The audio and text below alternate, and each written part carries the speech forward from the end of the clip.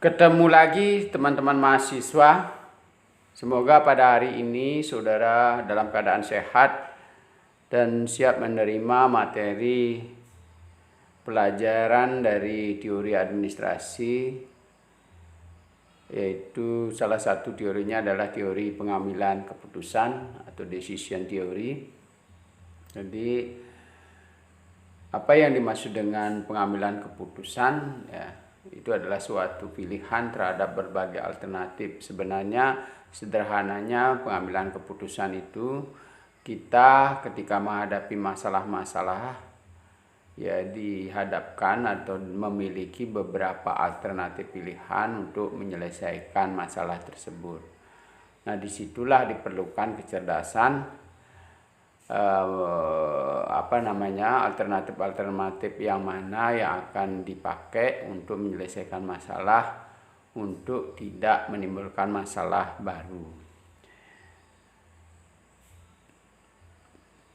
Pengambilan keputusan merupakan suatu proses dalam mana pilihan-pilihan dibuat untuk mengubah suatu kondisi yang ada, memilih serangkaian tindakan yang paling tepat untuk mencapai suatu tujuan yang diinginkan, dan untuk mengurangi risiko, ketidakpastian, dan pengeluaran sumber-sumber daya dalam rangka mengejar tujuan. Ini kalau kita lihat di glosari public administration ya, jadi ada satu buah buku yang barangkali bisa Anda pelajari.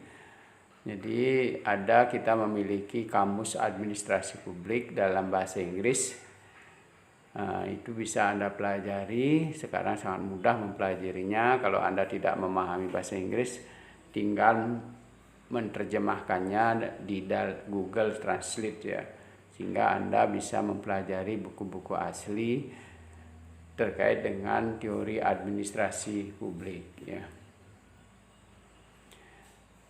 Kemudian pengertian yang lain bahwa teori pengambilan keputusan adalah teknik ya, suatu teknik pendekatan yang digunakan dalam proses pengambilan keputusan atau proses memilih tindakan sebagai cara pemecahan masalah. Tujuan analisis keputusan adalah untuk mengidentifikasi apa yang harus dikerjakan, mengembangkan kriteria khusus untuk mencapai tujuan, mengevaluasi alternatif yang tersedia yang berhubungan dengan kriteria, dan mengidentifikasi risiko yang melekat pada keputusan tersebut. Jadi ternyata dari beberapa alternatif yang tersedia itu tidak saja menawarkan sebuah solusi, tetapi juga mengandung berbagai risiko yang ketika kita pilih bukan bisa menyelesaikan masalah, bisa menambah masalah, bisa terjadi pemborosan energi ya, sumber daya ketika kita salah memilih. Kemudian di sisi lain juga mengandung alternatif nilai pilihan. Jadi orang sering mengorbankan material tertentu atau sumber daya tertentu untuk mencapai nilai yang dia ingin capai. Jadi istilahnya kalau dalam keadaan sehari-hari ada ingin menunjukkan kekuasaannya, ingin menunjukkan nilai-nilai ideologi yang dia miliki ya, kemudian juga prinsip-prinsip yang ingin dia kejar, berapapun biayanya dia akan capai ya. Yang penting prinsip yang dia gelar atau yang dia miliki harus tercapai. Kalau pengambilan keputusan itu berdasarkan pada ego kepentingan, apakah itu mengejar nilai, apakah kepentingan kelompok, kepentingan diri pribadi terkait dengan martabat, kekuasaan dan seterusnya, itu diterapkan pada kelompok, maka kelompok yang lain harus cerdas. Jadi apakah pilihan-pilihan yang dipilih itu memang betul-betul mewakili penyelesaian masalah dan kepentingan bersama. Jangan sampai Anda terjebak dengan pilihan-pilihan yang dipilih oleh pimpinan saudara, padahal mereka untuk meningkatkan kredibilitas dan pencapaian harga diri atau kekuasaan mereka. Sedangkan kepentingan umum dan permasalahannya sendiri bisa jadi tidak selesai. Ada beberapa dasar pengambilan keputusan, ada 5 ya. Yang pertama adalah intuisi. Jadi intuisi ini akan berkembang dengan baik manakala Anda selalu berlatih dalam proses pengambilan keputusan. Pencapaian penyelesaian masalah-masalah secara mandiri, tidak tergantung pada orang lain. Kemudian makin banyaknya uji coba atau simulasi-simulasi pengambilan keputusan akan membuat insting Anda itu menjadi otomatis atau bekerja dengan baik, sehingga dalam keadaan-keadaan terdesak pun seseorang yang sudah berlatih dalam pengambilan keputusan itu bisa menyelesaikan atau menentukan keputusan yang tepat untuk satu persoalan tertentu. Yang kedua, pengalaman. Jadi pengambilan keputusan bisa dilatih, bisa juga berdasarkan pengalaman. Seringnya orang menemui masalah-masalah dalam kehidupannya, masalah-masalah dalam kantornya, maka orang tersebut semakin dewasa dalam kemampuannya menyelesaikan masalah. Artinya ketika saudara-saudara sering sekali menghadapi masalah menurut Anda, atau diberikan soal-soal ujian atau tugas oleh dosennya, itu adalah masalah. Semakin sering Anda diberikan tugas, itu artinya Anda diberikan kesempatan atau waktu untuk memperluas kapasitas diri di dalam menyelesaikan masalah. Jadi semakin banyak Anda bisa menyelesaikan persoalan-persoalan yang menimpa diri Anda, maka pengalaman Anda semakin luas. Dalam pekerjaan maupun kehidupan sehari-hari Anda akan bisa menyelesaikan dengan arif dan cepat. Kemudian fakta, data dan informasi yang tersedia dalam kesempatan ini berupa digital yang paling cepat bisa membantu para manajemen untuk pengambilan keputusan. Maka jangan lagi diabaikan, pilihlah sesuatu yang memang benar-benar bisa mempercepat pengambilan keputusan Anda. Lalu data dan informasi yang tersedia harus up to date dan selalu diperbaharui dan diperbaiki. Apa gunanya kita menggunakan media digital tetapi kalau informasinya tidak pernah up to date? Ya, tidak berjalan secara otomatis kalau tidak pernah diisi oleh manusia atau SDM yang bekerja. Sehingga misalnya keputusan ini terutama dalam berkaitan dengan keputusan manajemen kala kita menghadapi kelangkaan sumber daya seperti perencanaan pembangunan daerah, ya, perencanaan keuangan, kemudian penyusunan rencana kerja dan belanja perusahaan atau lembaga keuangan. Ini penting sekali data dengan rinci, ya, kemudian juga dilengkapi dengan analisis terhadap berbagai data dan informasi saat itu. Hingga ketika menyajikan pada pihak manajemen itu sudah berisi analisis tentang data tersebut. Itu akan mempermudahkan pihak manajemen di dalam mengambil keputusan. Kemudian wewenang. Semakin tinggi wewenang seseorang, itu berarti pengalamannya sebenarnya mereka sudah lebih banyak dan pengambilan keputusan sudah banyak sekali dia lakukan dibandingkan dengan bawahannya. Oleh sebab itu sering kita melihat bahwa pengambilan keputusan itu diambil oleh pihak manajemen, bahkan top manajemen. Itu akan lebih meningkat kalau top manajemen mengambil keputusan atau ide-ide keluar dari top manajemen yang baik, itu akan lebih cepat menimbulkan rasa percaya daripada bawahannya. Pertama, karena dia pengalamannya lebih tinggi. Yang kedua, memang memiliki wewenang di dalam mengambil keputusan tersebut. Kemudian yang terakhir adalah rasional. Jadi rasional adalah keputusan-keputusan yang masuk akal, yang berdasarkan pada data dan informasi tersajikan dengan baik, sehingga sulit dibantahkan ketika beberapa public figure berbicara tentang sesuatu hal didukung oleh data-data yang tersedia. Berkenaan dengan rasionalitas ini sebentar kita akan jelaskan tersendiri. Kemudian proses pengambilan keputusan ada 3. Yang pertama adalah penemuan masalah. Jadi masalah yang kita hadapi apa jenisnya, bisa saja tidak satu, bisa lebih dari satu.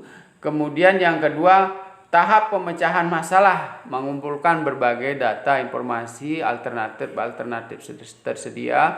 Kemudian memilih dan memilah alternatif yang akan dipilih sesuai dengan masalah yang kita miliki, sesuai dengan SDM yang kita miliki, sesuai dengan sumber-sumber material yang kita miliki. Yang terakhir, barulah proses FEOP atau pengambilan keputusan itu sendiri untuk diterapkan atau dilaksanakan di dalam sebuah organisasi. Nah, apa yang dimaksud dengan pilihan rasional? Herbert Simon dan Dwight Waldo, ini adalah tokoh-tokoh administrasi publik kita, menyebutkan bahwa teori keputusan dalam administrasi publik bersifat multidisipliner yang dapat dipengaruhi oleh ekonomi, sosial, organisasi, psikolog, sosial, dan politik. Kemudian Simon dalam teori perilaku administrasi menyebutkan bahwa dalam perkembangan administrasi dunia, pengambilan keputusan sebagai tindakan yang sangat penting. Nah, sekarang logika-logika yang dipakai semakin banyak atau multidimensial atau multi ilmu pengetahuan, maka orang untuk menarik sebuah rasionalitas itu akan semakin banyak pertimbangannya, ya. Bisa dilihat dari sisi ekonomi, bisa dilihat dari sisi politik, sosial, budaya, ya. Kemudian juga berbagai pengalaman, termasuk juga psikologi, ya. Ketika Anda mengambil keputusan ketika kira-kira merugikan salah satu kelompok, kita akan lihat kelompok itu, ya, kira-kira dia akan memberi respon apa ketika kita mengambil keputusan yang merugikan mereka. Ada beban psikologi yang tercermin pada para pengambil keputusan, ya, meskipun dalam keputusan itu diambil suara terbanyak bahwa penyelesaian masalah tertentu adalah keputusan A, ya, tapi ada beberapa orang yang merasa tersinggung, terugikan dan sebagainya, itu sering sekali menjadi pertimbangan secara psikologi oleh para pengambil keputusan.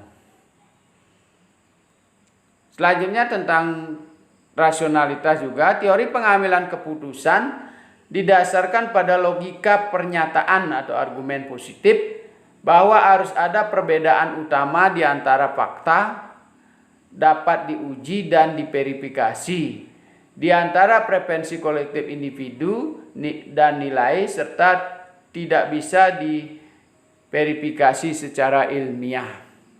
Jadi rasional itu secara fakta bisa diuji, bisa diverifikasi, ciri-cirinya kelihatan, membuat orang lain yakin. Ini secara ilmiah. Lalu kalau tidak secara ilmiah, bagaimana caranya menguji? Misalnya tentang nilai, tentang psikologi orang, tentang ideologi dan seterusnya, ya, prinsip-prinsip orang. Ya. Jadi nanti pengalaman seseorang, ya, kemampuan berdialogis dan bernarasi maupun berargumentasi yang menunjukkan ciri-ciri non ilmiah, ya, misalnya terkait dengan masalah spiritual, ya, kemudian masalah kondisi psikologi, dampak temperamen dan seterusnya, yang bisa diuji melalui pengalaman-pengalaman, kemudian respon-respon dari beberapa pihak yang membuat orang cerdas untuk memahami watak dan keadaan psikologi orang. Ya, kadang-kadang juga menggunakan pendekatan spiritual, magic dan seterusnya, yang barangkali setelah dijelaskan masuk akal, gitu ya. Misalnya kalau kita mendirikan kantor, sering ada orang kesurupan, ya. Jadi itu tidak ilmiah, sulit dijelaskan, tapi banyak orang melakukan. Kemudian disertai dengan pengalaman-pengalaman dan penjelasan-penjelasan dari beberapa orang yang mengalami secara spiritual. Kemudian teori keputusan rasional dalam organisasi dapat memperkecil risiko dan beranggapan bahwa lembaga kolektif sebagai suatu yang berkesinambungan yang menjadi tujuan akhir atau nilai yang ingin diwujudkan. Jadi dengan rasionalitas perhitungan ekonomi, misalnya politik, matematis, kemudian non ilmiah seperti yang saya jelaskan, sangat memungkinkan untuk dapat mengurangi risiko ketika keputusan itu diambil. Pada pelaksanaannya itu sedikit mengalami kendala, ya. Kemudian apa yang ingin dicapai dari teori keputusan rasional ini? Yang pertama, mengklarifikasi dan mendapatkan prioritas pesanan nilai organisasi dan tujuan. Jadi ada juga kita dalam pengambilan keputusan tidak saja berdasarkan pada penyelesaian masalah, tetapi juga untuk mewujudkan tujuan organisasi atau pesan-pesan organisasi, tercapainya tujuan organisasi melalui penyelesaian masalah tertentu. Jadi sering sekali di situ dititipkan setiap rapat itu apapun yang dibahas harus yang diacu adalah pencapaian tujuan organisasi. Mempertimbangkan dan menyediakan alternatif atau alternatif yang memungkinkan mencapai tujuan tersebut.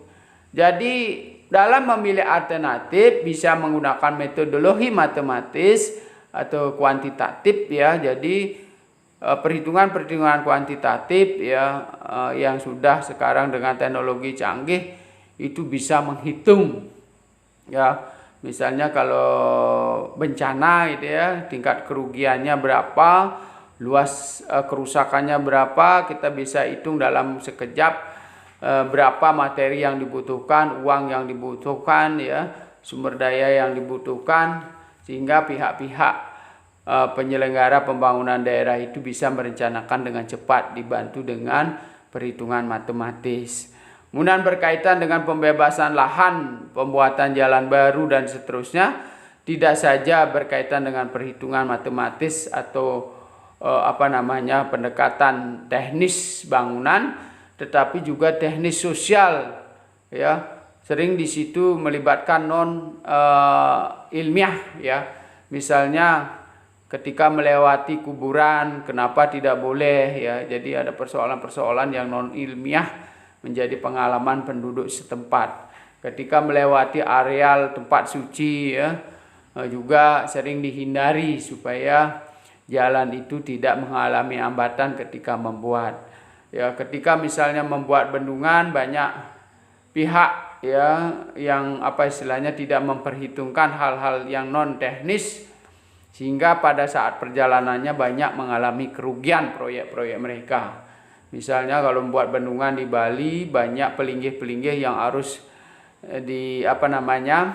ditempatkan dengan baik atau dipindahkan dan seterusnya, itu melibatkan upacara-upacara dan proses-proses yang non ilmiah.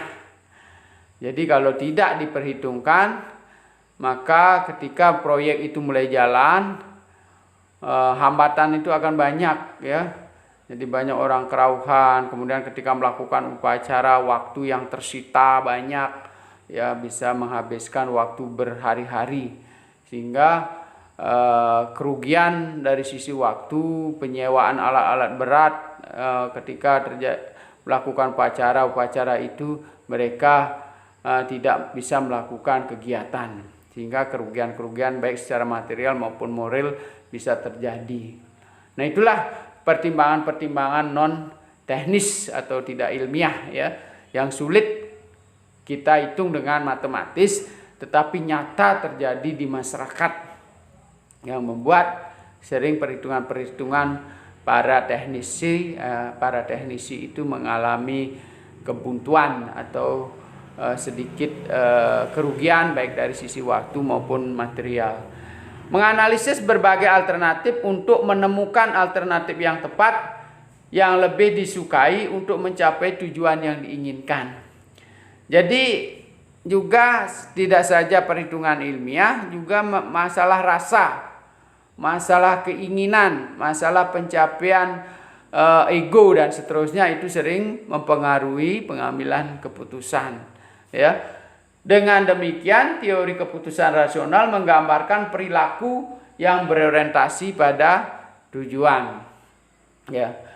Kemudian tantangan dari teori keputusan rasional. Yang pertama adalah mempertimbangkan sesuatu yang tidak realistis dan keluar dari pikiran dengan pola nyata aktual dalam pengambilan keputusan organisasi, ya, seperti tadi.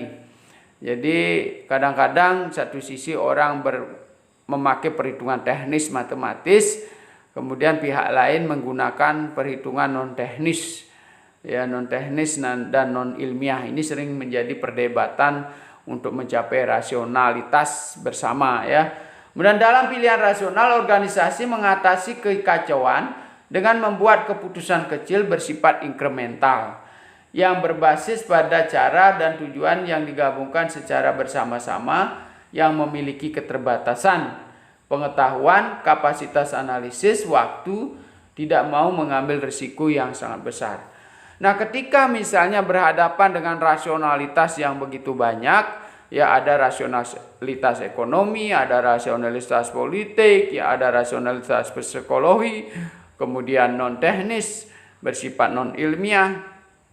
Nah, untuk mengantisipasi hal tersebut, maka karena keterbatasan kemampuan manusia untuk mengadaptasikan seluruh kepentingan itu, maka yang banyak diambil adalah teori inkremental, yaitu teori dengan menambah sedikit kekurangan apa yang sudah pernah dilakukan. Jadi mengurangi, menambal sulam istilahnya, ketimbang kita mengambil seluruh kepentingan-kepentingan itu lalu kita rumuskan, sehingga memerlukan waktu yang sangat lama. Jadi meskipun Anda dibantu dengan komputer, jadi kalau misalnya kita taruhlah punya karyawan 15 saja gitu, ya, dia memiliki pemikiran yang berbeda-beda, maka komputer itu akan sulit merumuskan, apalagi yang namanya manusia, ya. Jadi ada yang mengunggulkan kepentingan pribadi, ada yang mengunggulkan secara ekonominya, ada yang mengunggulkan politik, ada yang mengunggulkan dari sisi agama, spiritual, ya, ada yang mengunggulkan metode-metode dunia baru atau barat dan seterusnya. Sehingga sulit untuk dirumuskan dalam keputusan rasional. Studi ilmiah dan sistematis pada keputusan rasional yang terbatas adalah kunci pemahaman administrasi publik. Jadi untuk mengatasi berbagai persoalan ini, maka banyaklah orang pengambil keputusan itu atau ahli-ahli kebijakan itu, sebelum terjadi masalah dia banyak melakukan penelitian. Baik masuk di ranah sosial, masuk di ranah politik, masuk di matematis, kuantitatif, kemudian masuk di agama, budaya, kesenian dan seterusnya, sehingga dia memiliki formula-formula yang jitu untuk menjelaskan berbagai kasus-kasus permasalahan yang terjadi maupun yang akan terjadi. Jadi banyaklah mereka melakukan penelitian-penelitian, kajian-kajian untuk bisa menyelesaikan masalah secara cepat di kemudian hari. Rasionalitas memiliki beberapa makna: bijaksana, cerdas, dan perhitungan. Nah, nanti tadi sudah penjelasannya, ya. Jadi banyak sekali perhitungannya sampai ke agama, sampai pada perhitungan-perhitungan spiritual, ya. Kemudian juga perasaan orang, ya. Bahkan ini yang mengedepan nanti ke depan, ya. Bagaimana perasaan orang kita melayani secara publik, yang kita sentuh adalah hatinya. Ini sulit kalau kita jelaskan secara ilmiah. Ya, mana yang namanya bijaksana, berapa ukurannya, nilainya berapa, dan seterusnya. Yang namanya puas, sangat memuaskan, ya. Kemudian ragu-ragu, kita nilai dengan angka berapa. Sulit sekali dihitung secara ilmiah. Dalam teori keputusan rasional lebih tepat didefinisikan sebagai sesuatu yang khusus dan menekankan prosedur-prosedur membuat pilihan. Ada juga cara, ya. Jadi kita SOP-nya yang kita siapkan, ya. Misalnya kalau Anda mau rapat, ya, membentuk suatu organisasi atau mengadakan konferensi, ya, mengadakan rapat anggota tahunan, tata tertibnya yang kita buat, ya. Jadi kalau sudah tata tertibnya bagus, kita anggap sesuai dengan tata tertib itulah yang rasional, gitu. Yang keluar dari jalur orang-orang yang tidak rasional. Makanya sering sekali ketika rapat tata tertibnya yang alot kita bicarakan, ya. Jadi ini sistem operasional prosedurnya. Jadi kalau misalnya Anda di kantor, kita membuat SOP, tidak usah ditanya lagi, ikuti saja SOP-nya. Apa yang diperintahkan dengan SOP, kalau Anda ingin selamat dan berprestasi, ikuti saja. Kita hanya sebagai pelaksana. Kalau misalnya Anda tidak setuju, rubah dulu SOP-nya, kita rapat lagi membuat SOP baru. Ya. Jadi kalau sudah ada SOP, sudah ada keputusannya, apalagi keputusan kepala dinas, keputusan bupati dan seterusnya, peraturan daerahnya ada, kita lakukan saja sesuai dengan itu. Kalau kita bekerja sebagai perangkat daerah. Jadi kalau Anda banyak bertanya, Anda akan berdebat, tidak menyelesaikan masalah. Kalau Anda melanggar, maka Anda akan berhadapan dengan sanksi hukum, gitu. Jadi ini persoalannya ketika kita mau mengambil keputusan adalah SOP yang tersedia itu menjadi patokan. Nah, kemudian proses rasional lebih tepat disebut sebagai prosedur rasionalitas yang menghubungkan pilihan-pilihan kepada preferensi hasil sebagai rasional substantif, ya. Jadi di SOP atau di materi-materi pengambilan keputusan itulah kita kuatkan secara rasional sehingga apa yang diambil itu adalah ketika terjadi keputusan merupakan keputusan rasionalitas yang sudah sesuai dengan prosedur atau SOP atau peraturan yang sudah kita buat sebelumnya.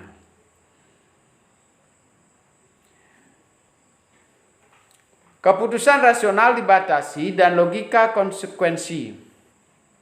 Rasionalisasi keputusan memiliki keterbatasan informasi karena kapasitas individu dan organisasi dalam memproses informasi, data informasi atau arsip yang tersedia yang dimiliki individu atau organisasi sering rusak dan terbatas, perhatian dan waktu kemampuan terbatas, masalah komunikasi karena pengkotak-kotakan dari sisi budaya, profesional, bahasa, informasi dan seterusnya. Jadi inilah yang saya sebutkan tadi kenapa keputusan rasional sulit diambil, ya. Jadi berbagai orang di situ, berbagai kepentingan, berbagai latar belakang budaya, ya, berbagai pengalaman, ya. Kemudian trauma masalah, ya, masing-masing punya trauma masalah di situ. Ya, sehingga nanti banyak hambatan ketika kita melakukan pengambilan keputusan. Nah, ada beberapa faktor yang berpengaruh dalam pembuatan keputusan menurut Negru, ya. Jadi yang pertama adanya pengaruh tekanan dari luar. Jadi Anda merasakan ada tekanan, ada intervensi dari pimpinan sehingga ketika pengambilan keputusan kita tidak berani mengemukakan pendapat, ya. Adanya pengaruh kebiasaan lama. Jadi tidak dibiasakan oleh orang tua kita untuk berani menyampaikan pendapat dan seterusnya, ya. Sehingga kita ketika ada rapat, ya, kita menerima saja apa yang diberikan, keputusannya kita terima saja. Adanya pengaruh sifat-sifat pribadi. Jadi ada yang ego, ingin menguasai pembicaraan padahal tidak ada isinya, bahkan keluar dari permasalahan yang dibahas, ya. Pokoknya asal bicara, saya didengar oleh orang lain, ya. Kemudian ada yang tidak memahami masalah, sudah bicara dan seterusnya, ya. Jadi itu sering sifat-sifat pribadi. Ada juga yang ingin memboikot, ya. Ada juga yang ingin tampil, tetapi sebenarnya mereka hanya menambahkan, mengurangi supaya dapat bicara dan seterusnya. Ini sifat-sifat pribadi. Adanya pengaruh kelompok luar, ya. seringnya bergaul dengan dunia luar, sering keputusan-keputusan saudara menjadi tidak rasional. Kenapa saya bilang tidak rasional? Jadi misalnya kita orang miskin bergaya hidup mewah karena Anda bergaul dengan orang-orang kaya, kan gitu ya. Sama dengan negara juga begitu, daerah juga begitu. Kita bergaulnya dengan orang-orang kaya, orang luar negeri, padahal yang kita ingin kelola adalah daerah kita sendiri. Jadi teori-teori yang kita serap di Amerika sana, di Jepang sana, sulit sekali kita terapkan di sini. Contohnya misalnya teknologi pertanian. Ya, teknologi pertanian di Jepang, di Taiwan bagus semua. Ya, jangan jauh-jauh misalnya di Bogor. Mungkin bagus semua karena di situ apa? Ada labnya yang begitu banyak mendukung. Perilaku petani juga berbeda, suasana iklim dan alamnya berbeda. Lalu kita terapkan di Bali, apa yang akan terjadi? Sebaiknya kita mendatangkan peneliti ke sini untuk mengkaji tanah kita, apa yang cocok. Perilaku petani kita, apa yang cocok untuk petani yang demikian. Airnya yang terbatas, apa yang cocok untuk tanah yang airnya terbatas. Nah ini sehingga wilayah kita yang kita teliti, bukan kita mengadopsi mentah teori-teori yang berkembang di luar sana untuk kita terapkan di sini. Termasuk juga sosial, budaya, politik dan seterusnya. Kalau masalah politik, sosial, budaya, Indonesia adalah gudangnya. Tidak perlu kita belajar ke luar negeri. Ya, kita dari berbagai agama, berbagai etnis, antar pulau, ribuan pulau, suku, ribuan suku. Tidak ada yang bervariasinya luar biasa, secara ekonomi juga begitu. Ya, sehingga kalau kita menerapkan teori-teori barat untuk mengambil keputusan di sini, tak satu pun ya bisa memberikan kesejahteraan pada masyarakat kita. Mari kita sekarang berpikir realitas yang ada pada diri kita, rasionalitas kita, lihat potensi kita, lihat SDM kita, lihat permasalahan kita, belajar dari situ, maka astungkare nanti semua keputusan-keputusan kita akan bisa menyelesaikan masalah-masalah yang kita hadapi dari berbagai aspek kehidupan masyarakat, ya. Kemudian adanya pengaruh keadaan masa lalu. Jadi trauma-trauma yang saudara alami dari sebelum-sebelumnya, ya. Jadi apakah itu terutama yang tidak berhasil, ya, akan membuat dimensi psikologi pada seseorang dalam mengambil keputusan. Kalau berhasil selalu juga mengacungkan pengalaman saya di sini begini, saya pernah begini dan seterusnya, sehingga menguasai pembicaraan. Padahal kondisi sekarang ini sudah berbeda, organisasinya berbeda, tempat permasalahannya juga berbeda, orang-orang yang kita ajak bicara juga berbeda. Kemudian nilai-nilai dalam pengambilan keputusan. Ya, jadi tadi sudah saya sebutkan banyak: politik, organisasi, pribadi, kebijaksanaan, ideologi maupun budaya, ya. Kemudian beberapa teknik dalam pengambilan keputusan. Jadi ini akan kita pelajari nanti satu semester teori pengambilan keputusan ini, ya. Judul mata kuliahnya adalah pengambilan keputusan, ya. Saudara akan mendapatkan materi secara lengkap pada semester berikutnya. Jadi sebenarnya kita berada secara umum, saya jelaskan ada 4 persoalan yang kita hadapi ketika mengambil keputusan, ya. Pertama, adanya kepastian. Yang pertama pasti dulu, kemudian ada risiko, kemudian tidak ada kepastian dalam kondisi tidak pasti, kemudian ada konflik. Jadi empat situasi yang akan kita hadapi. Kalau pasti, kita sudah dengan mudah bisa memprediksi dan perubahannya saat pelaksanaannya mungkin sedikit. Ya, kalau misalnya ada risiko, jadi kita sudah lebih awal kita memperhitungkan risikonya. Ya, jadi pemecahan masalahnya ketika kepastian dapat ditentukan, ya. Kemudian tekniknya linear program, model transportasi, model penugasan, model antrean dan network, ya. Itu tekniknya. Nanti kita akan pelajari tersendiri, ya. Kemudian ada risiko, nanti pemecahannya probabilistik, ya. Jadi kita dibantu oleh perhitungan-perhitungan kuantitatif maupun juga non kuantitatif ya. Jadi risiko politik, risiko sosial ya, perubahan masyarakat dan seterusnya itu kita bisa non kuantitatif ya. Jadi nanti tekniknya model keputusan inventory probabilistik, model antrean probabilistik ya. Jadi teori kemungkinan untuk bisa kita menyelamatkan diri dari risiko-risiko yang ada. Kemudian yang berikutnya ketidakpastian. Nah, ini yang sulit. Jadi cara pemecahannya tidak kita ketahui. Barangkali kita akan menyusun keputusan yang bersifat fleksibel ya. Makanya keputusan-keputusan atau peraturan atau SK dan seterusnya berisi kalimat apabila perlu di suatu hari dapat diadakan perubahan sesuai dengan kondisi yang ada. Setiap keputusan sering berisi seperti itu ya. Kemudian tekniknya adalah analisis keputusan dalam keadaan tidak pasti. Jadi ada beberapa teknik nanti yang bisa saudara pelajari. Kemudian ada konflik tergantung pada tindakan lawan. Nah, ini lagi. Jadi kita menunggu respon konflik tersebut, menunggu respon apa yang akan terjadi, bukan konflik senjata yang kita pikirkan ya. Misalnya ketika kita membebaskan lahan, ada perlawanan, kita tinggal menunggu bargaining mereka apa yang dia inginkan. Ya, bisa kita penuhi pembayarannya ya kita lakukan. Ya, kalau terlalu besar pembayarannya ya kita urungkan proyeknya di situ kan begitu. Menunggu respon dari pihak-pihak yang berkonflik dengan kita. Jadi itu disebut dengan teori permainan ya, itu tekniknya. Nah, itulah saudara-saudara beberapa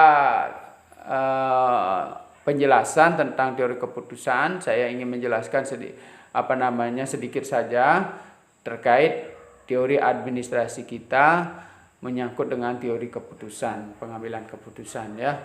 Nanti soal pengambilan keputusan ini ada materi tersendiri yang saya juga nanti akan mengisinya dalam suatu semester.